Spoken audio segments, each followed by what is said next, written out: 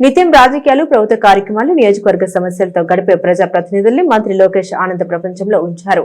మంత్రి నారా లోకేష్ గురువారం రాత్రి ఉండవల్లి నివాసంలో ఇచ్చిన ఆత్మీయ విందుకు బాపట్ల, ఒంగోలు పార్లమెంట్ సెగ్మెంట్ల ప్రజా ప్రతినిధులు, కుటుంబ సభ్యులతో హాజరయ్యారు. మంత్రి నారా లోకేష్ ఏర్పాటు చేసిన ఆత్మీయ విందు ఫుల్ జోష్ గా సాగింది. ఈ కలయిక నేతల కుటుంబ సభ్యులు సరదాగా గడిపారు.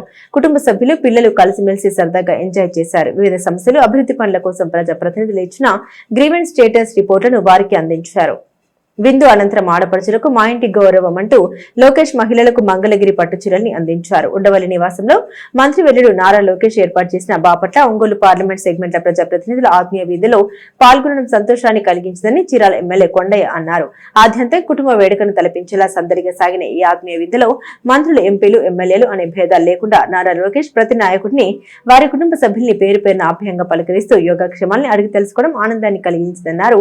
ప్రతి నిత్యం అధికారిక కార్యక్రమాల్లో ప్రజాసేవలో బిజీగా గడిపే ప్రజా ప్రతినిధులకు ఇలా తమ కుటుంబ సభ్యులతో కలిసి ఇటువంటి ఆత్మీయ ఆతిథ్య సమావేశాల్లో పాల్గొనడం మరింత నూతన ఉత్తేజాన్ని కలిగిస్తాయి అనడంలో సందేహం లేదన్నారు. ఈ సందర్భంగా యువ నాయకులు, ఆత్మీయ ఆతిథ్య సారథి నారా లోకేష్ కు హృదయపూర్వక అభినందనలు తెలియజేస్తున్నామని ఎమ్మెల్యే కొండయ్య స్పష్టం చేశారు.